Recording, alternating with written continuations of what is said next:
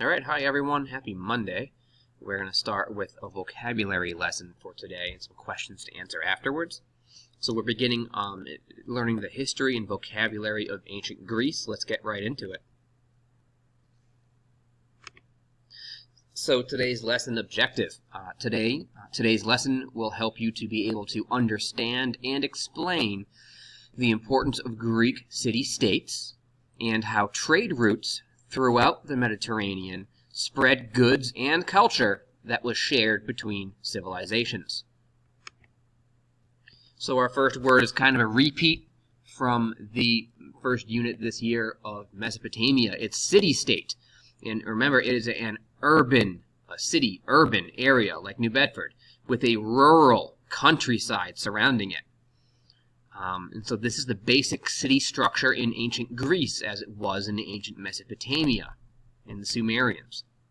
Now a city-state is an urban area where trade occurs and the government is centered and operates out of an urban area, a city with a cram-packed buildings and large population. In the rural countryside is where the food production occurs. And remember that the city itself is surrounded by a wall for protection with a gate, and the countryside's too large to be surrounded, so when there was an invasion or enemy was approaching or attacking, and the city-state was under attack, then they would enter into the city, and that's why the city-state is really, it's a relationship between the urban and the rural areas. We've covered that already, so I want to move on. In ancient Greece, the word polis or polis is the Greek word for a city-state. So each of these Greek city-states we talk about is a polis. And the word literally translates to mean city, okay? Today, like New York City and Boston and Philadelphia, Chicago, Houston, Los Angeles, all these places are called a metropolis, a metropolis. Metro meaning, large, included city, interconnected, and the polis, metropolis, meaning city. Okay, so it has this word polis has impacted our ability to communicate in our country and in our language, in the English language. And so an acropolis, acro is the first part of that word, and polis is the second part. Now you know that polis means city. Acro means high up.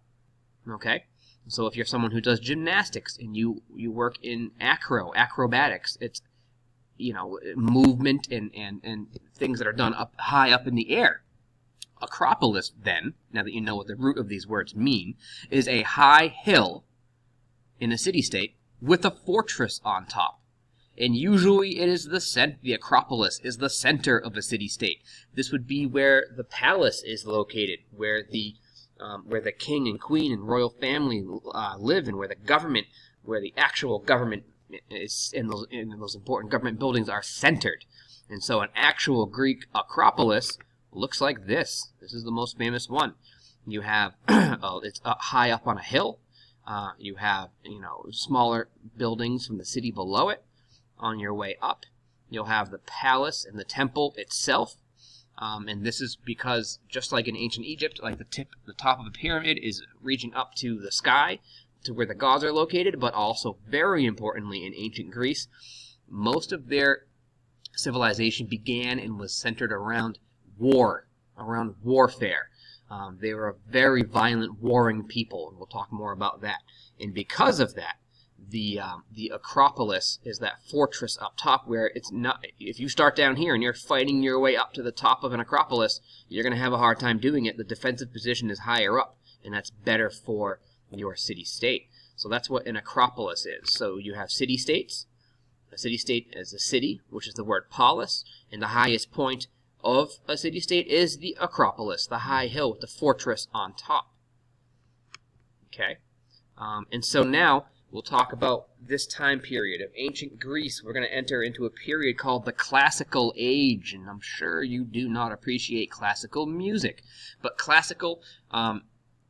the classical music that you would listen to is like the high mark, the best achievement, the best achieved music of a time period of hundreds of years ago, even 500 years ago. So the classical age of ancient Greece is a time period marked by their great achievements. such as building these type of structures, such as winning specific wars, and very importantly, the achievements of government and the kinds of developing the kinds of educational theories and governments that we still very much use today. That is the classical age. We'll talk a lot about that during this unit, during the next few weeks. Before the classical age is established, there are two earlier civilizations in ancient Greece. The first is called the Minoan. Okay, the Minoan civilization is one that thrived on the island of Crete from around 2000 BCE to 1450 or 1450 BCE. Okay, so that's a long period of time. And trade was its strength, its primary strength. We'll be talking a lot about this. Now, the Mycenaean civilization, and the Minoan civilization will be tomorrow's lesson. The Mycenaean civilization, Mycenae, right here, the first part of that is the name of their city-state, Mycenae. And then the Mycenaean civilization, named after that city-state, is the civilization that came after and replaced the Minoans. And they were not, they did trade, but it wasn't their strength. Their strength was that they were a warlike, violent people of mainland Greece, not out in an island in the Mediterranean Sea, like Crete. A warlike people of mainland Greece. And they built the first major city-states and conquered the Aegean Sea, the entire Aegean Sea, and most of Greece was united by one of their strongest kings, who was named Agamemnon, and that will be Thursday's lesson. Okay? So we have these two early civilizations, the Minoans and then the Mycenaeans, and they come before really the establishment of the classical age. The Minoans were the classical age of trade for the Greeks. For the early Greeks, the Mycenaeans is the classical age of warfare for the Greeks. But the classical age itself comes after these two early civilizations. So as you can see, Greece has a very long history like the Egyptians did. Now when we look at the Minoan strength, this is Crete. The Palace of Knossos right here is where their center of their civilization was. And Crete was the core, as it says here on the map, the core area of Minoan civilization, where the Minoans themselves lived. And this green shows you the maximum extent of Minoan cultural influence, which is really important. What that means is that these people traded to all of these areas. The Minoans traded to all of these areas. And as we said, when we trade, we share culture. Okay? You don't just exchange goods and things that you buy and sell, vases and clothing and whatnot, but you're also learning language, the way people dress, the way people talk, the way people eat, what they eat, how they worship, how they interact and treat one another, the ways that they fight, the weapons they fight with. All of these things are shared and exchanged. It's sort of like we live in New Bedford, Massachusetts, and you went and met someone from Texas. And they're going to talk a little differently, and it still might be the English language, but it's going to sound a little different. They're going to dress different, cowboy boots, cowboy hat maybe. They're going to think of things differently than you think of things. They're going to sound a little different. They have a different cultural experience because they're from a different place. The people on Crete were the Minoans. They traded their goods, and therefore they traded their culture itself and the way they did things with all of this Aegean Sea area, the Peloponnesus here, which means the southern portion of Greece, the southern peninsula, and the rest of the Greek mainland here, some of the country of Turkey, okay, all of these islands. When we talk about the Mycenaeans, this is where Knossos was, and the people on Crete were. The Minoans, for multiple reasons that we'll talk about in tomorrow's lesson, they no longer exist, and you have a situation where these Mycenaeans, I said Mycenae, this major city-state right here, all of this area, these large squares that you see, Athens, Thebes, Mycenae, Pylos, Knossos, that was the capital of the Minoans, is replaced by the Mycenaeans, and they take over this trade network, but they really combine a lot of the area. If you look at what the Minoans were trading in, now the Mycenae would have been located right here. Now the Mycenaeans take over, and they're warlike, and they take over these areas, but they do so by building large palaces and important fortresses. And this says these dots that you see that are really plentiful. They're everywhere. this is Mycenaean settlements and the expansion of Mycenaean influence over the course of 100 years of the height of their civilization. Okay? And so that's really important to show that the trade network that was already pre-existing in this area was then taken over by this group of warlike Mycenaeans, and then they established larger cities and more plentiful cities. You don't see all kinds of cities on the Greek mainland here from the Minoans. Mostly the trade network was on these islands, and their influence was here. Hundreds of years later, when the Mycenaeans come out, they build these large fortresses, which I said the Mycenaeans are the ones who built these first major city-states, which are fortresses. And those fortresses, of course, each one has an acropolis. So the vocabulary can really hit home for you. So the Minoans, and later on the Mycenaeans, took over by establishing colonies. Most of these cities that you see on these islands, and most of these large settlements and important fortresses and city-states are originally started as colonies, a trade post controlled by a foreign country from a distance. It is an extension of a city-state. What this means is, when the Minoans live and rule on Crete, but this is an extension of this is all their trade network. All of these areas here are going to be their colonies. Okay, all of these dots are the colonies that are established from the Mycenaeans.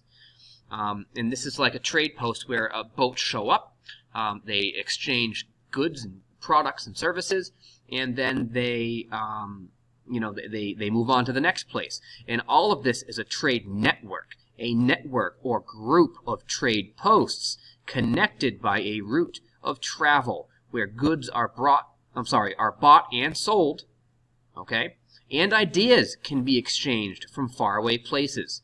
The Minoans might have ruled here and lived on Crete, but this was their trade network, and that's why they had, it says, influence and cultural influence. All of these trade posts by the Mycenaeans and previously owned by the Minoans, this means that this is their trade network and it's an expansion of their influence. And if you want to see the actual routes that are this trade network, that these routes of travel, this is it. It starts on the it starts here with Greece and Crete and the Minoans and Mycenaeans, and all of these green lines are, it says here, trade routes. Okay, these are major Greek trade routes that went all the way through the Mediterranean, up through Italy, up through Greece, up into the Black Sea, Turkey right here.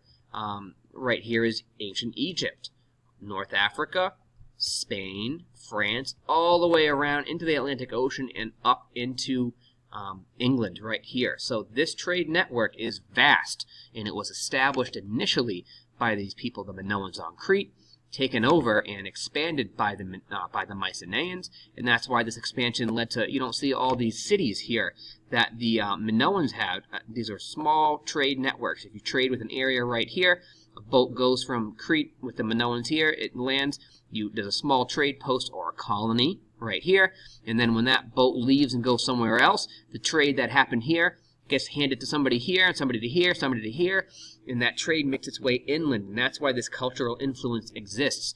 Hundreds of years later, when the Mycenaeans take over, you now see these large city-states that are established, like I said, Athens, Thebes, Mycenae, Pylos, all of these places. Then these other trade colonies are established and smaller cities and city-states are established. This is how colonies and a trade network worked, how it existed, and this is how it expanded across that entire region. So when I show you this, and I show you the Aegean Sea with Crete and Greece, the mainland of Greece right here, that's a zoomed in look of this. This is Crete, this is Greece, and the mainland right there, and this is the entire Mediterranean region.